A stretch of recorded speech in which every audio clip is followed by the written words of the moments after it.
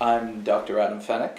I'm a professor and the director of the Climate Research Lab at the University of Prince Edward Island. MEOPAR is supporting us to help First Nations community on Prince Edward Island in responding to the coastal impacts of climate change.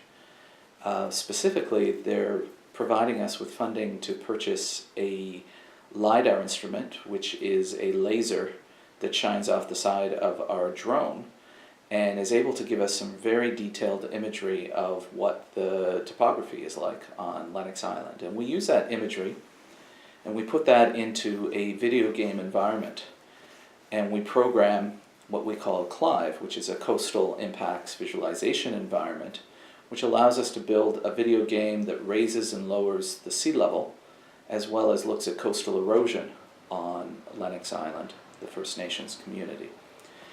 The community can use this video game to assist them in understanding the vulnerability and risk areas to climate change along the coasts of Lennox Island.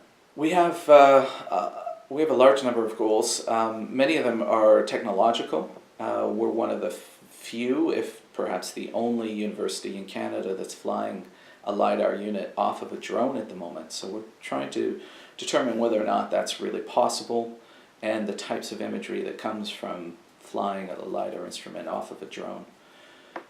The video game itself is very helpful as a tool in helping communities make decisions on where to build their infrastructure, and if there is already existing infrastructure, to determine whether that infrastructure is vulnerable or at risk to climate change. So that's our main objective, our main goal is to assist communities in being able to visualize and make decisions on coastal infrastructure. Our visualization tool on the impacts of climate change is very specific to understanding the risks of coastal erosion and sea level rise in coastal environments. So that's it applies directly to coastal issues, not only on the East Coast, but all across Canada, around the world. Yeah, the main project collaborators, it's being led out of the University of Prince Edward Island's Climate Research Lab. I'm the principal investigator, and I have a large number of graduate students who are flying the drones and then programming the computer tool that we've developed named CLIVE. But we work in close concert with the Mi'kmaq Confederacy of Prince Edward Island, which has jurisdiction over the First Nations community that we're building this decision-making tool for.